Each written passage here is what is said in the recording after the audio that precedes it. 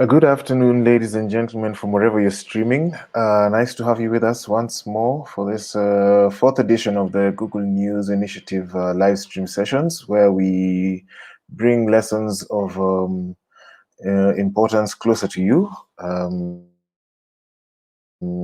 account of not being able to travel to various locations as has been the previous norm.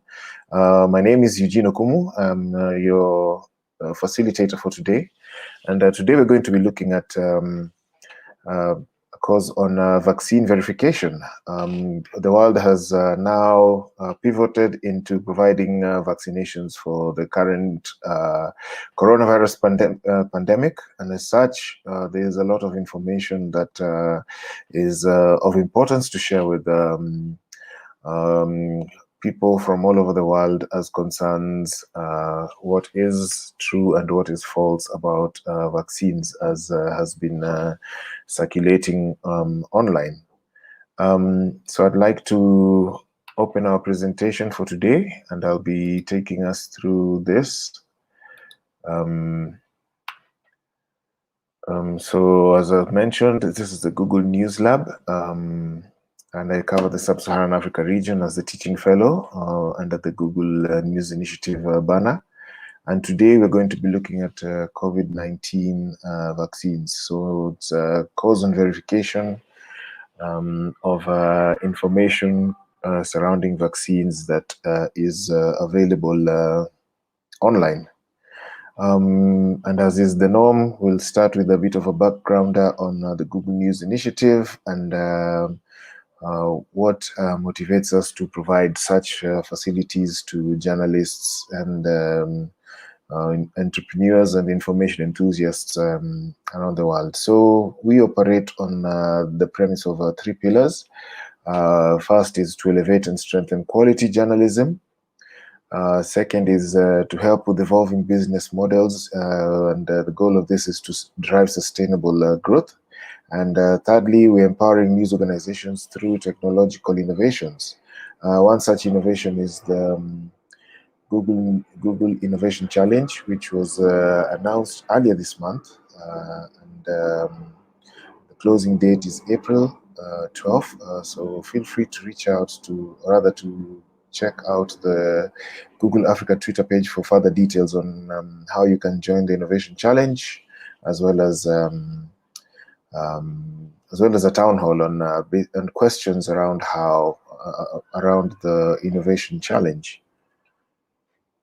So I'd also like to mention at this juncture that we have a suite of tools that are developed specifically with journalists in mind, and the goal of this is to help you reach the information you're looking for faster online, to also protect the resources you use in the cause of delivering on public interest information, as well as holding governments to account. So among those, you have Advanced Protection Program, you have the Common Knowledge Project, you have Project Shield, Fact Check Explorer, Flourish, which is a data visualization platform, Google Trends, which helps you understand how people are searching for content online, Outline, which is virtual private network that is necessary to protect the online resource against external infiltration. We have other platforms such as Pinpoint, which is an investigative journalism platform, and we'll be covering a course on that in the course of this series of trainings, which is the fourth installation of our Google News Live project. And many more, which are also available on g.co/news training. That's our training platform where you can find out more about some of the tools that we have on offer there. And we'll be looking at some of them today. And as I've mentioned, today we're looking at vaccine verification and understanding fact from misinformation and disinformation in the era of coronavirus 2019 related information. So again, as I mentioned, g.co/news training, you'll get resources into the tools and techniques that you can use to better tell stories online. And these are thematic courses designed to help reporters with finding information, verifying it, and as well telling news stories for an online audience.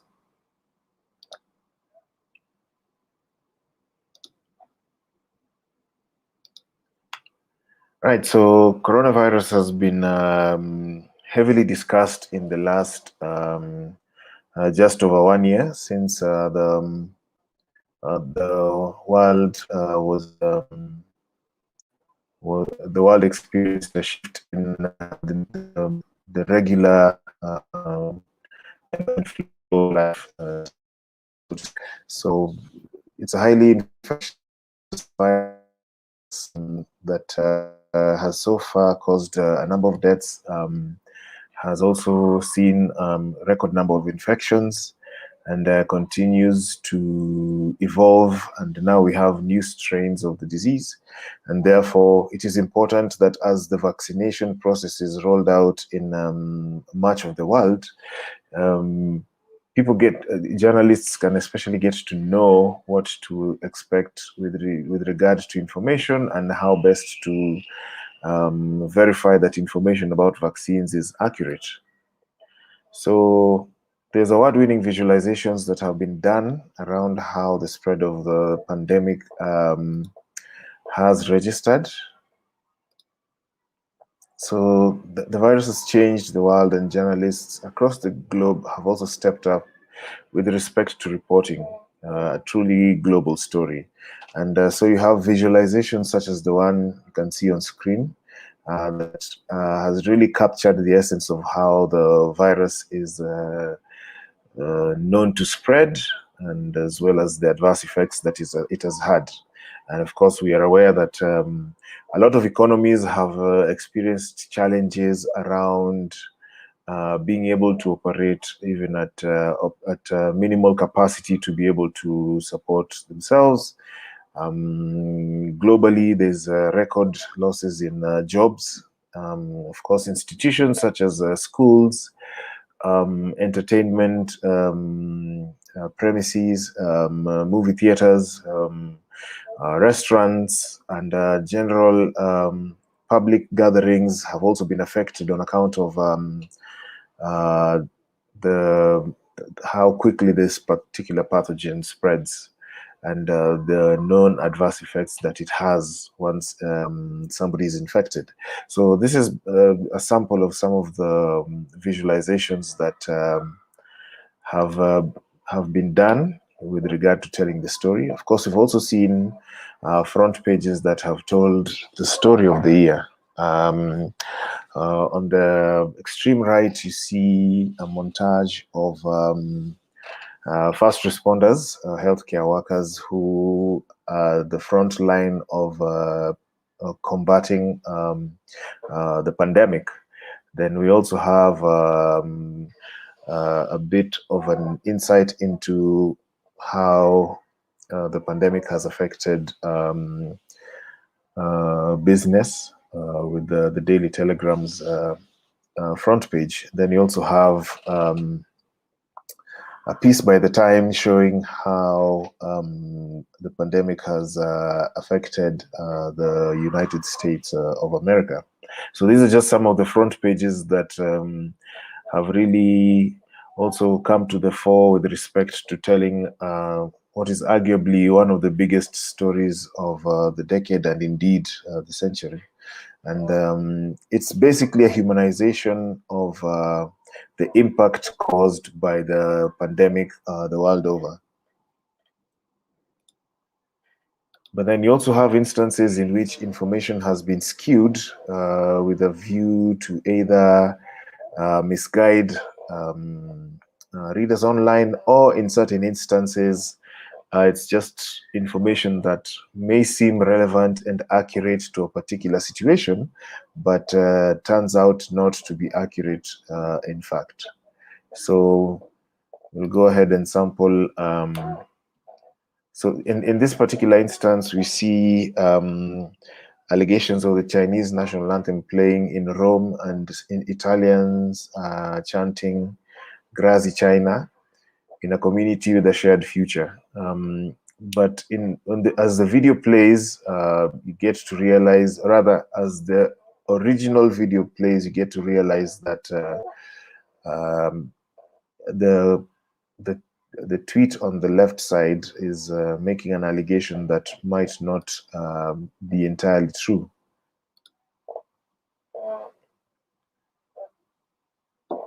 So it's important to note that in as much as this is a global story that there's a lot of interest in, there's also instances where information is spreading that is not accurate and therefore is doing more harm than good with respect to preparedness around how the virus can be handled and how it is affecting people the world over. So one of the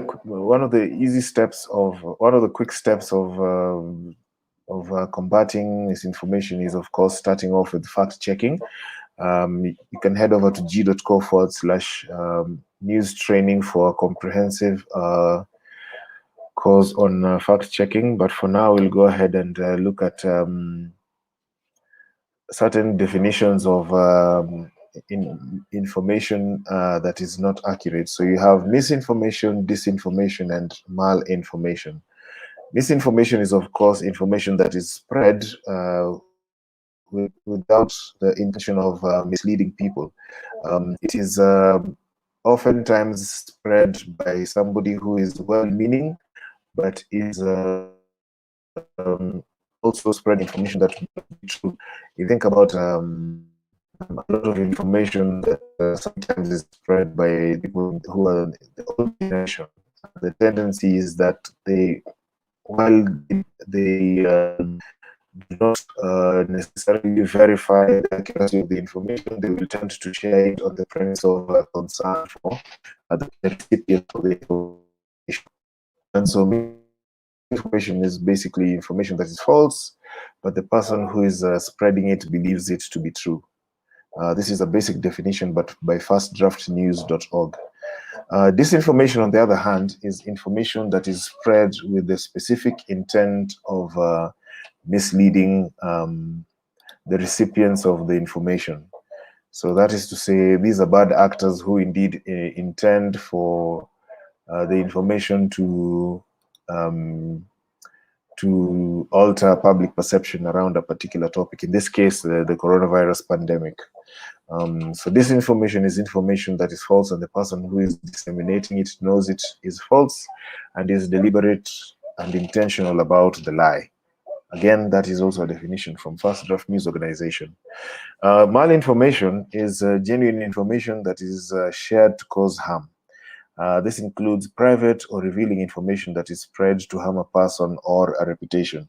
So it is true information that does not necessarily need to be in the public domain, but has been spread with the intention of, again, causing harm, especially to persons or to a person or to someone's reputation. So that is how the distinction of the three instances in which information might have adverse effects once it gets to the public domain.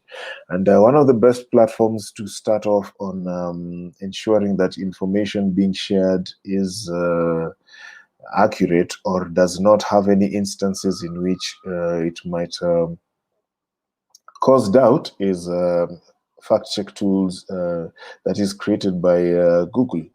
This is a search index of fact checks from reputable sources.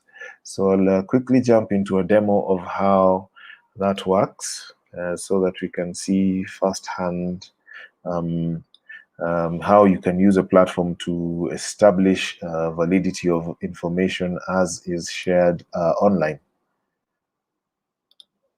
So I'll quickly just share screen and open the tab on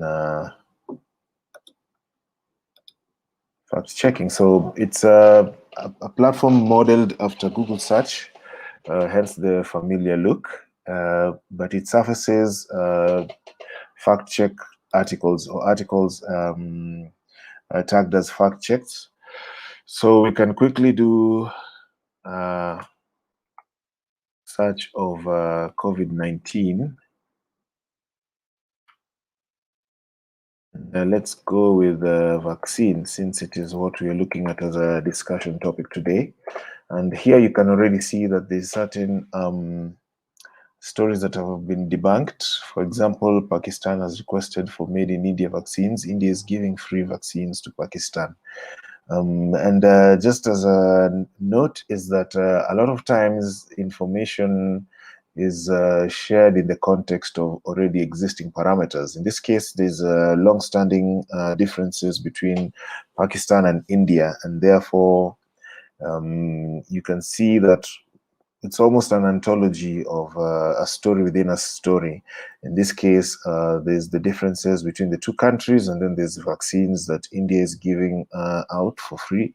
And somebody has staked a claim that one of the recipients of the free vaccines that India is giving out is Pakistan. And of course, you can see the rating of this particular story is that it's false. And if you can go into this particular article just to see how the fact check process has been done, I'll go ahead and again share that screen so that we have a view of how the fact check has been done. So in this case, we're looking at an article that shows the breakdown of the information from where the information came from. In this case, it was first seen on Twitter and forwarded by Major Punia. And then Times Now, a publication in India, goes ahead to capture the story and shares it on its official Twitter account. And then more platforms where the information is being spread. So the fact check goes on to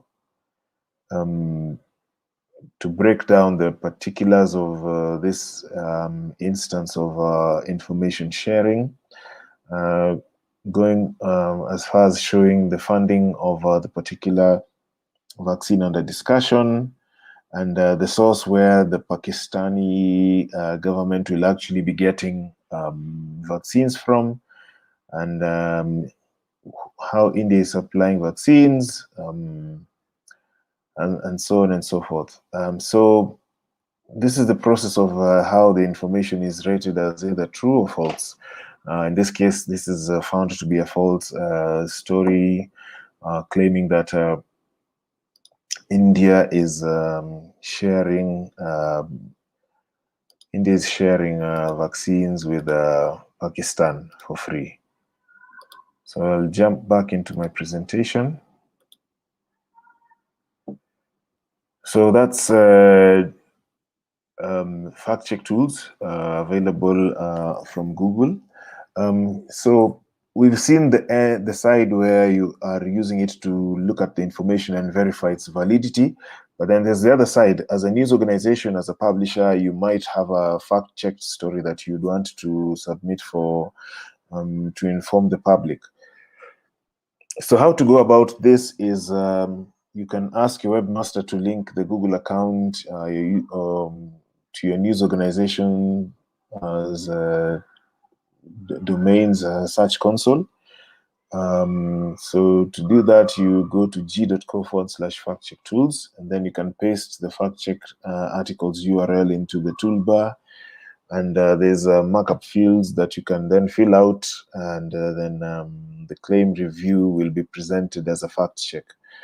So those are the two ways in which you can ascertain, in which you can use the fact check tools platform to enable you to access the information, but also present the information. So to do that, the domain needs to be exact one where the fact check articles are hosted. So if you have a subdomain, it might not work. So it's important to ensure that the fact check article is in the same domain that is attached to your search console, so that once the markup is done, the article is available on the correct domain path. There's other ways in which news organizations and stakeholders are trying to counter misinformation and the spread of unverified or false information. So there's goviralgame.com, which was developed by Cambridge. It's a gamified fact check process whereby you get to share insights on information that you may have come across and try to figure out if it's true or false. So it's called the pre-bank. It pre-banks COVID-19 conspiracies as part of the UK government's fight against fake news. So it's the only differentiator with it is that it's a gamified version of that same process. So next we'll look at some vaccine resources that you can consider when ascertaining the validity of information around vaccines. And a few of them, at least one we've already looked at, the Google fact check tools, where you can go ahead to look at information about the COVID-19 vaccines that are already available in the market. Other platforms that are also looking at about vaccine and fact checking databases is Pointer. Pointer has a platform that looks at misinformation and tries to debunk the information that is being spread that is inaccurate. Then we also have fullfact.org, again, another platform that provides clarifications on any misinformation that may have been encountered online, just so people are better informed about the pandemic and can sift through the noise and get to the facts that are accurate as pertains how the vaccines being rolled out, effects of the vaccine on already received it, and other instances that are arising on account of provision of the vaccine. Then you have a platform, learn about COVID-19.org. The collaboration between journalists, fact checkers, and experts. And how it works is journalists are basically able to go onto the platform and post a question, and as well share information about the timelines that they have to be able to finish an article. So it shares a sense of urgency with the team that is handling the information from learnaboutcovid19.org, so that in case the journalist has expressed time sensitivity to the particular query, it can be prioritized. But a good starting point with the platform, and I'll quickly jump into a demo of the platform just so we can see what it looks like, is that it already has a list of populated questions that people have previously asked for.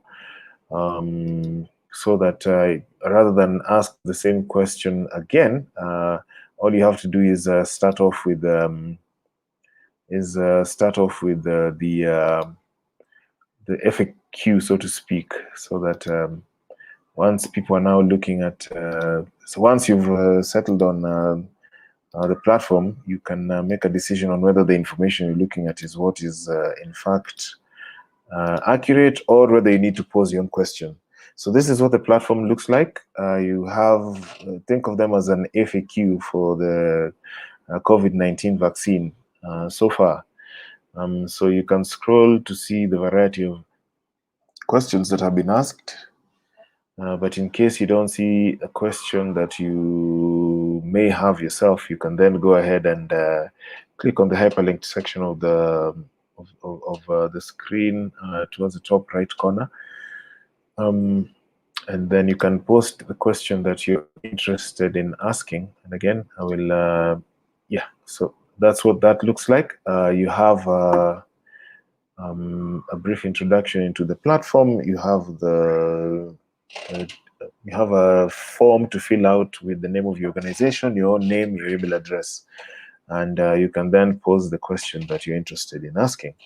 And then here's where you also can share information about the deadline. And you can also indicate whether you're okay with being contacted or whether you'd like to be a private user. So that's how that platform looks like. We'll look at another one.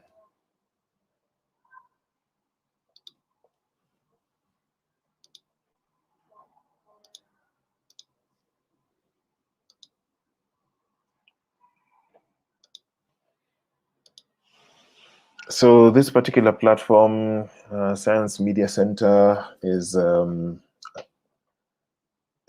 publishes fact checks and debunks misinformation, disinformation on a regular basis. So, for example, it has an article on expert reaction to the latest Office for National Statistics data on death registered weekly in England and Wales. So these are provisional for the week ending 5th March. So that was, I think, last week. So as I mentioned, this platform is updated quite regularly, and it also serves to give a platform for experts to be able to talk to users of such platforms who are interested in finding information around vaccines for the coronavirus.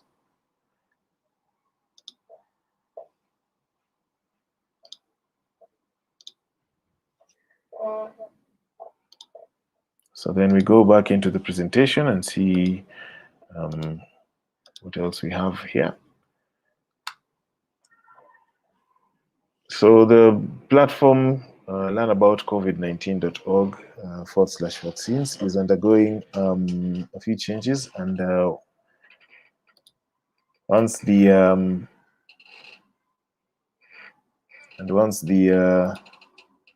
media hub is launched, updates will be shared with the people who may have been querying other pieces of misinformation. Then another platform that's worth mentioning is Google Trends. Google Trends is a platform that provides indices of volumes of search over a period of time in a particular region around particular topics and themes. So this is what search trends for coronavirus look like. And at this juncture, I'll jump into another demo, just so it is clearer how Google Trends works. So I'll then go ahead to share the screen for Trends, and we can have a look at a few things of how the platform works. So this is your landing page for Google Trends. It shows you demos of how you can make a comparison between topics and terms. And then it has the latest stories and insights. You also have search in 2020 that a lot of people will then come to look at. Then you have recently trending searches that show you how the indices for volumes of search are working in the particular region that you've selected for the search indices. So I'll go ahead and click on, I'll go ahead and type out COVID-19 and see if there's any information about it in the Kenya region. So I'll go ahead and choose a topic rather. Then once it has loaded, it gives you a time scale of how this particular search term has been interacted with, either online or primarily online in terms of searches. So that's what that looks like. You have a few filters that are at your disposal. So say you want to focus more on the 30 days than the lifetime of the pandemic. You can select the particular region you're interested in. You can pick categories as you see fit. And then you have the searches for the You have the sources for the searches. That is YouTube search, Google search, and Google News. That is how these indices are generated. So as we scroll down, you can see that there's other pieces of information available, such as interest by city, and then the cities themselves, and then related topics, then related queries. So the related queries generally gives you insights into not just what people are searching for, but how they are phrasing some of the questions they pose when they are searching for content online. So it's not just on this platform that you can also get the queries. You can also ask for curated searches from the trends team. And I'll be sharing an email on you can use to request for curated search terms. Right, so I'll go back into the presentation.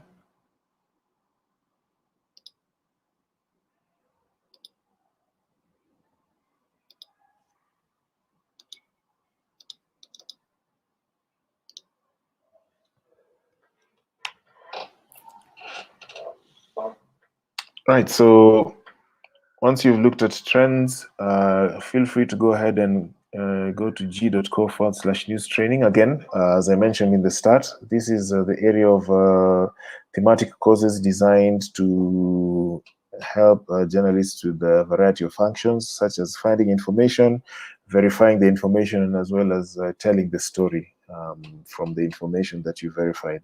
The link again is g.co/news training. So if you have any questions on trainings or tools, feel free to reach out to newslabsupport@google.com.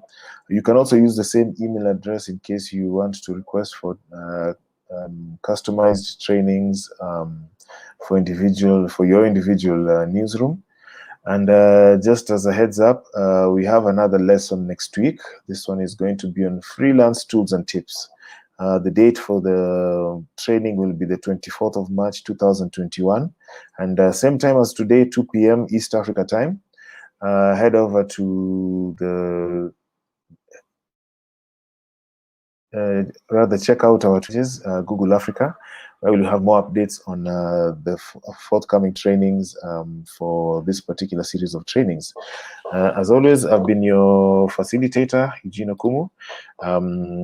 I'm always happy to facilitate such trainings. Thank you so much for your attendance. Looking forward to facilitating you in the future sessions.